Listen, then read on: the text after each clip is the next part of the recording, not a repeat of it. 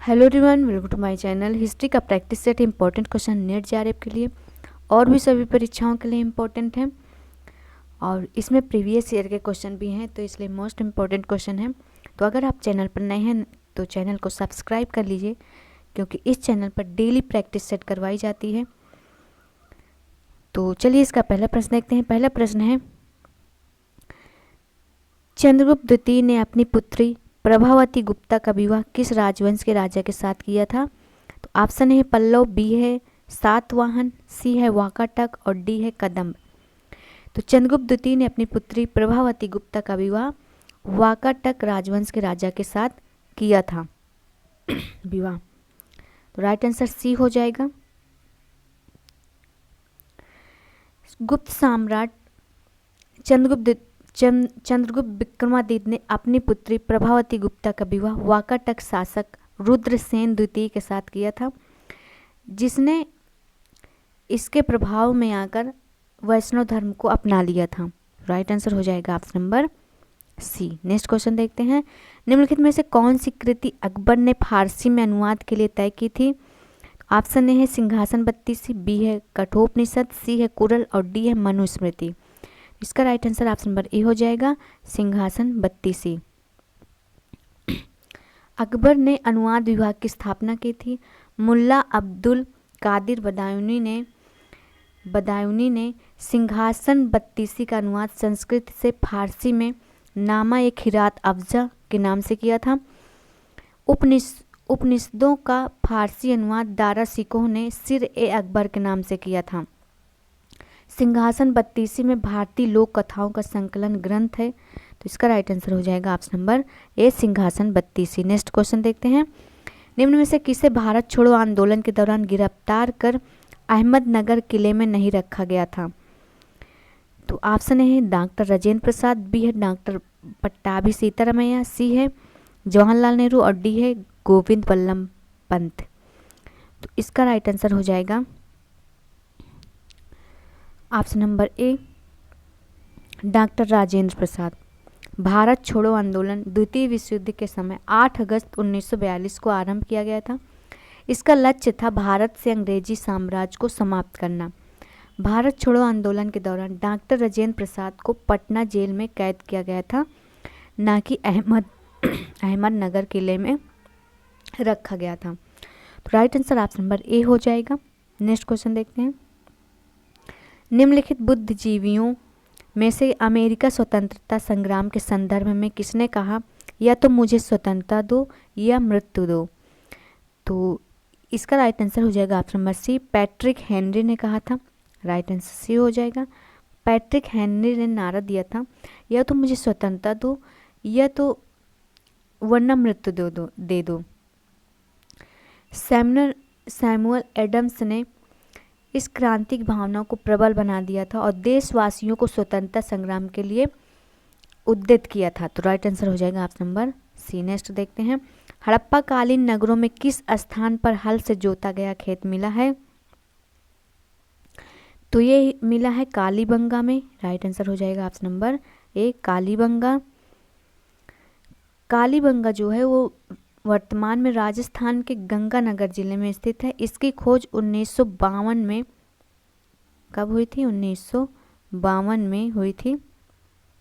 ए घोष ने की थी। राइट आंसर हो जाएगा ऑप्शन नंबर ए। नेक्स्ट क्वेश्चन देखते हैं। द्वितीय बौद्ध संगीति का अध्यक्ष कौन था? तो ये था सर्वकामी। राइट आंसर हो जाएगा ऑप्शन नंबर ए, सर्वकामी। द्वितीय बौद्ध संगीति का आयोजन कालाशोक के शासनकाल में हुआ था। इसकी अध्यक्षता की थी सर्वकामी ने, जो कि द्वितीय बौद्ध संगीति का आयोजन जो हुआ था वो वैशाली में हुआ था।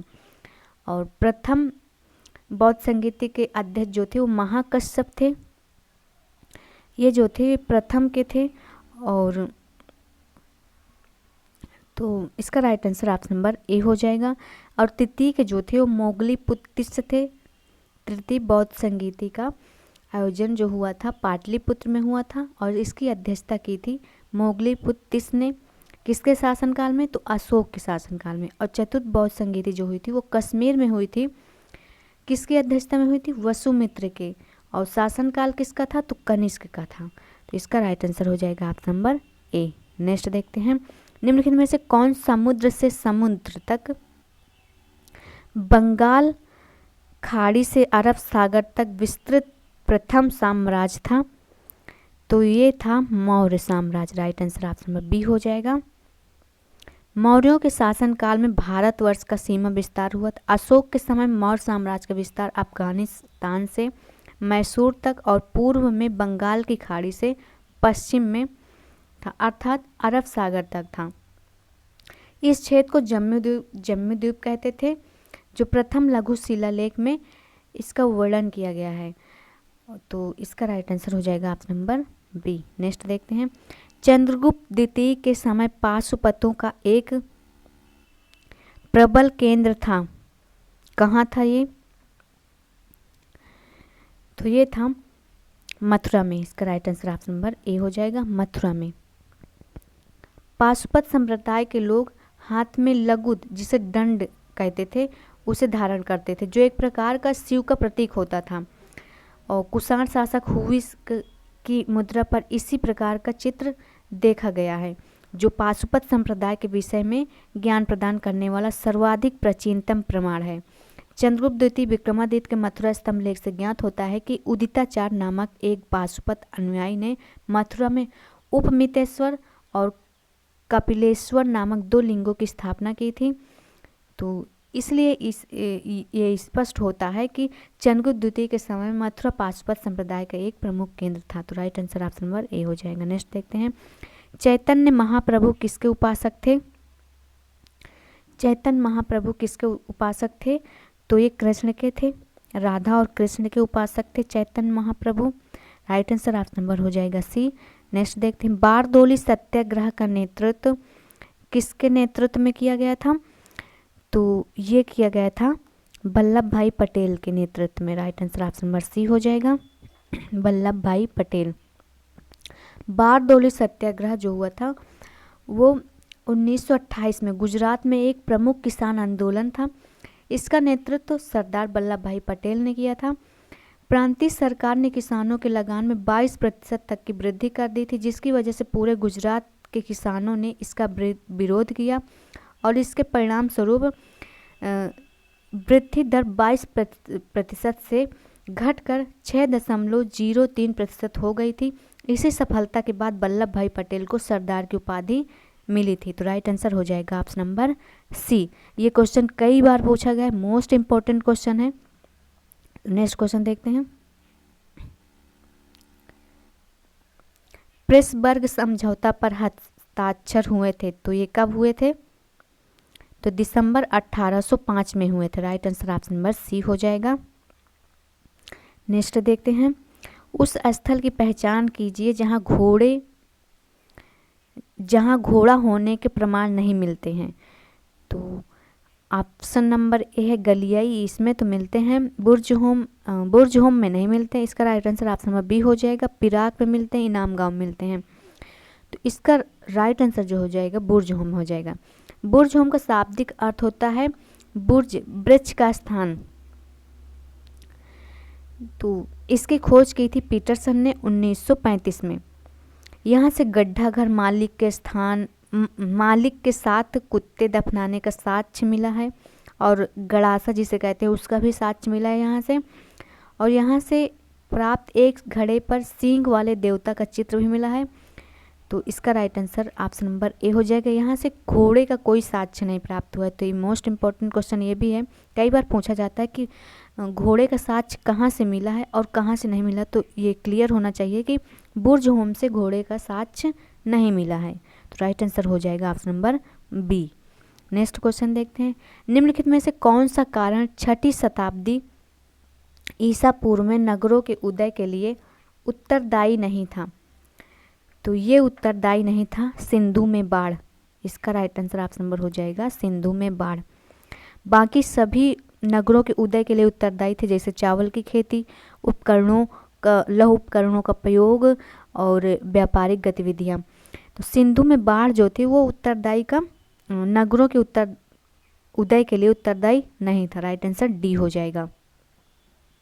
नेक्स्ट क्वेश्चन देखते हैं। निम्नलिखित वक्तव्यों पर विचार कीजिए और यहाँ पर दिया गया है कथन। तो कथन पढ़ते हैं। हड़प्पा संस्कृति के लोगों को हल आधारित कृषि का ज्ञान था। तो सही है ये। तो हड़प्पा संस्कृति लोगों को हल आधारित कृषि का ज्ञान था। और कारण क्या है? बनावली में प्रौढ़ हड़प्पा स्तर से हल का पक्की मिट्टी का एक नमूना प्राप्त हुआ है। तो इसमें साफ साफ दिया गया है कि बनावली से हल का पक्की मिट्टी का एक नमूना प्राप्त हुआ। तो मतलब हड़प्पा संस्कृति के लोगों को हल का ज्ञान था, कृषि का ज्ञान था। तो इसका जो राइट आंसर हो जाएगा ऑप्शन नंबर ए हो जाएगा, क्योंकि ये इसकी सही व्याख्या भी कर रहा है। ए और आर दोनों सही हैं और ए की सही व्याख्या आर कर रहा है। तो राइट आंसर ऑप्शन नंबर हो जाएगा ए। नेक्स्ट देखते हैं। जैसा कि प्राप्त साक्ष्य उदाहरणत मुहरे काटने के लिए धातु के उपकरण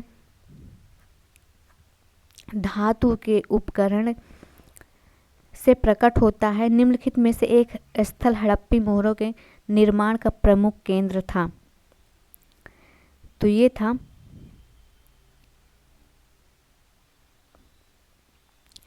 तो इसका राइट आंसर हो जाएगा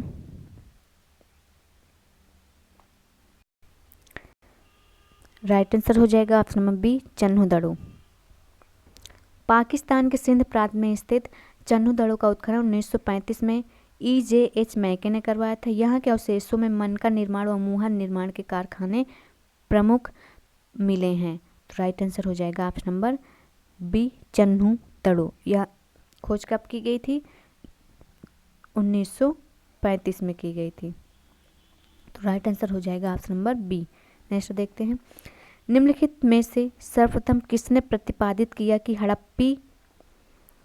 हड़प्पी संस्कृति का विकास सिंधु क्षेत्र में स्वतः हुआ और इसमें पश्चिम का अंतर्वेद नहीं था? तो ये किया था माधव स्वरूप वत्स ने। Right answer option number D हो जाएगा। नेक्स्ट क्वेश्चन देखते हैं। सूची 1 को सूची 2 में मिलाना है और सही उत्तर का चयन करना है। तो सूची 1 को मिला लेते हैं। मोहनजोदड़ो से जो प्राप्त हुआ था वो उत्कीर्ण कांस्य कुल्हाड़ी मिली थी, और हड़प्पा से कांस्य रथ मिला था, और लोथल से जो मिला था वो हाथी दांत का स्केल, और बनावली से पक्की मिट्टी का हल मिला था। तो ए का सेकंड हो जाएगा, बी का 1। तो चलिए इसका देख लेते कौन सा आंसर सही होगा। इसका राइट आंसर हो जाएगा ए का सेकंड, बी का 1। तो इसका right answer option number C हो जाएगा। राइट आंसर सी हो जाएगा। नेक्स्ट क्वेश्चन देखते हैं। कौन सा दक्षिण एशियाई देश भारत के क्षेत्रीय सुरक्षा ढांचे के अंतर्गत नहीं आता है? तो ये पाकिस्तान नहीं आता है। Right answer option number D हो जाएगा। बाकी भूटान आता है, नेपाल आता है और श्रीलंका आता है। राइट आंसर ऑप्शन नंबर हो जाएगा डी। नेक्स्ट देखते हैं। वंडलिक या वंडल युद्ध किन 2 सभ्यताओं के बीच लड़ा गया था? तो ये लड़ा गया था बाइजेंटाइन और कार्थेज के बीच। Right answer option number D हो जाएगा। नेक्स्ट देखते हैं। 4 मई का आंदोलन कहाँ शुरू हुआ था? तो ये हुआ था पेकिंग में। Right answer option number B हो जाएगा। नेक्स्ट देखते हैं। लाओस फ्रांस का संरक्षित राज्य कब बना था? तो ये बना था 1893 में। Right answer option number B हो जाएगा। नेक्स्ट देखते हैं। युआन शिकाई ने किस दल का गठन किया था? तो ये किए थे रिपब्लिक पार्टी का। राइट आंसर हो जाएगा ऑप्शन नंबर बी। नेक्स्ट देखते हैं। उस चित्रकार का नाम बताइए जिसने सिस्टीन चैपल में द क्रिएशन ऑफ एडम को चित्रित किया था? तो ये किया था राफेल ने। राइट आंसर बी हो जाएगा। माइकल एंजेलो ने किया था। राइट आंसर हो जाएगा option number D, Michael Angelo ने किया था। माइकल एंजेलो का जन्म 6 मार्च 1475 को एरेजो टास्कानी के पास कैप रेस में हुआ था। इसकी प्रसिद्ध एवं अद्भुत छवियों में से एक है जिसमें सिस्टीन चैपल में द क्रिएशन ऑफ एडम उनका एक हिस्सा है। तो इसका राइट आंसर हो जाएगा ऑप्शन नंबर डी। नेक्स्ट देखते हैं, नेक्स्ट क्वेश्चन देखते हैं। 1505 में द ग्रैंड ड्यूक मैडोना को किसने चित्रित किया था? तो ये किया था राफेल ने। Right answer option number A हो जाएगा, राफेल ने किया था।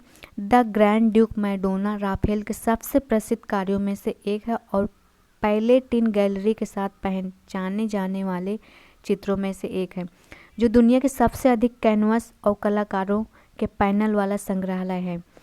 यह चित्र राफेल द्वारा 1505 में चित्रित किया गया था। तो इसका राइट आंसर हो जाएगा ऑप्शन नंबर ए।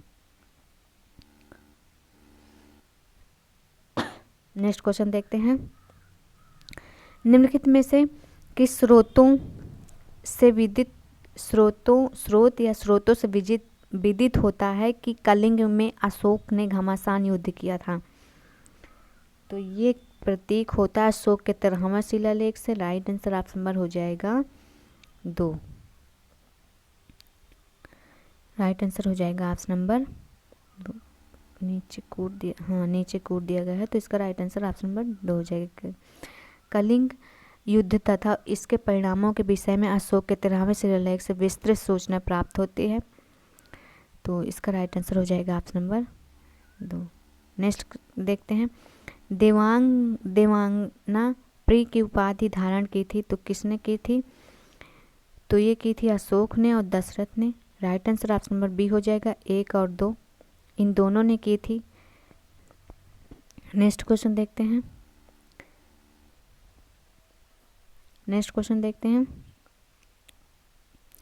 निम्नलिखित में से कौन सा स्रोत चंद्रगुप्त मौर्य के साम्राज्य में गुजरात के सम्मिलित होने की प्रमाणिक सूचना प्रदान करता है? तो ये करता है रुद्रदामन का जूनागढ़ अभिलेख। Right answer option number B हो जाएगा, रुद्रदामन का जूनागढ़ अभिलेख। राइट आंसर बी हो जाएगा। नेक्स्ट देखते हैं। निम्नलिखित में से किस अभिलेख में अशोक ने अपनी प्रसिद्ध घोषणा की, सभी मनुष्य मेरी प्रजा संतानें हैं? तो ये किस में की थी? तो इसका right answer option number D हो जाएगा, पृथक कलिंग शिलालेख 1। तो राइट आंसर डी हो जाएगा। नेक्स्ट क्वेश्चन देखते हैं। यूनानी रोमन साहित्य सैंड्रोकोट्स की समीकरण किसने चंद्रगुप्त मौर्य से किया था? तो ये किया था विलियम जोन्स ने। Right answer option number D हो जाएगा। यूनानी लेखकों ने चंद्रगुप्त मौर्य के लिए सैंड्रोकोट्स तथा एंड्रोकोट्स नाम का प्रयोग किया था। सर्वप्रथम सर विलियम जोन्स ने इन नामों का चंद्रगुप्त मौर्य के साथ किया था। इससे यह महत्वपूर्ण निष्कर्ष निकालने में सहायता मिलती है कि चंद्रगुप्त मौर्य सिकंदर का समकालीन था। नेक्स्ट देखते हैं। किस चोल शासक ने हेमगर्भ व तुलाभार नामक यज्ञों का संपादन किया था? तो ये किया था परांतक प्रथम ने। राइट आंसर डी हो जाएगा। नेक्स्ट देखते हैं। राजराज प्रथम की माता का क्या नाम था? तो इनकी माता का नाम था वानवन महादेवी। राइट आंसर डी हो जाएगा। नेक्स्ट देखते हैं। भू राजस्व के निर्धारण के लिए निम्नलिखित किस चोल शासक ने अपने राज्य में भूमि सर्वेक्षण का प्रारंभ कराया था? तो ये कराया था राजराज प्रथम ने। इसका right answer option number A हो जाएगा। नेक्स्ट क्वेश्चन देखते हैं। सूची 1 को सूची 2 में मिलाना है और सूची 1 को सूची 2 में सम्मिलित कीजिए तथा सूची के नीचे दिए गए कूट से सही उत्तर का चयन कीजिए। इसमें दिया गया है सही उत्तर का चयन कीजिए। तो नीचे कूट नहीं दिया गया है शायद, तो चलिए इसका मिलान कर लेते हैं, तो वैसे भी पता चल जाएगा कौन सा कौन है। तो इसका मिलान कर लेते हैं।